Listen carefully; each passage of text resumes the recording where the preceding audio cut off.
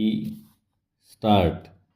आज महाराष्ट्रामध्ये व्यवसाय शिक्षणाच्या ज्या सोयी उपलब्ध आहेत त्यात अनेक प्रकारच्या अभ्यासक्रमांचा अंतर्भाव आहे. हे मागील विवेचनावरून दिसून येते. अर्थात या सर्व सोयी महाराष्ट्रातील आर्थिक व सामाजिक प्रगतीला पुरेशा आहेत असे नाही. कारण जी स्थिती इतर प्रांतांमध्ये आहे तशीच थोडीफार या महाराष्ट्रात आहे. यात प्रामुख्याने शिक्षण व व्यवसाय यातील रुंदावत चाललेली दरी हीच आपल्या पुढील फार महत्त्वाची विचार करण्यासारखी बाब आहे. अजूनही पुष्कळ सुशिक्षित आणि प्रशिक्षित युवकांना रोजगाराची संधी उपलब्ध होत नाही.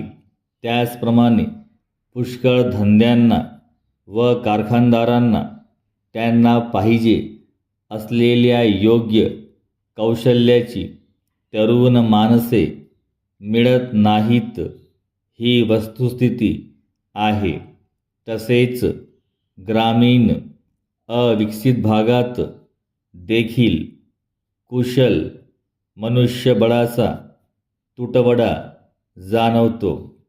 केवळ शिक्षण हा जरी त्यावरील उपाय नसला तरी शिक्षण व प्रशिक्षण यांची सांगड घालून तरुण पिढीच्या आशा आकांक्षा सफल होतील व ते देशाच्या उत्पादनात शक्तीत भर घालतील अशी व्यवस्था करणे क्रमप्राप्त आहे.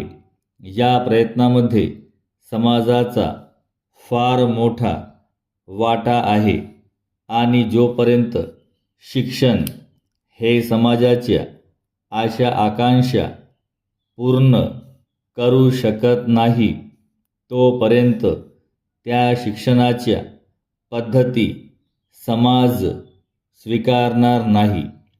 या बाबतीत आपला अनुभव अगदी ताजा आहे. केंद्र शासनाने काही अहवाल स्वीकारले आहेत तरी पण त्या अहवालातील शिफारशीप्रमाणे शिक्षणात म्हणावे तसे बदल झालेले नाहीत आणि शिक्षणाने आपली जुनी चाकोरी सोडलेली नाही. याउलट तरुणांची पांढरपेशी वृत्ती वाढवून श्रमप्रेरित म्हणजेच व्यवसाय शिक्षण पद्धतीवरील तरुणांचा ओढा दिवसेंदिवस कमी झालेला दिसून येतो. सध्या सुरू असलेला व्यवसाय अभ्यासक्रम खऱ्या अर्थाने सामाजिक आशा आकांक्षा पूर्ण करू शकत नाही हेच यावरून दिसून येते आणि म्हणून त्याची कारणे शोधणे अत्यंत आवश्यक आहे. त्यासाठी व्यवसाय अभ्यासक्रमाची पुनर्रचना करणे हा त्यावरील उपाय आहे.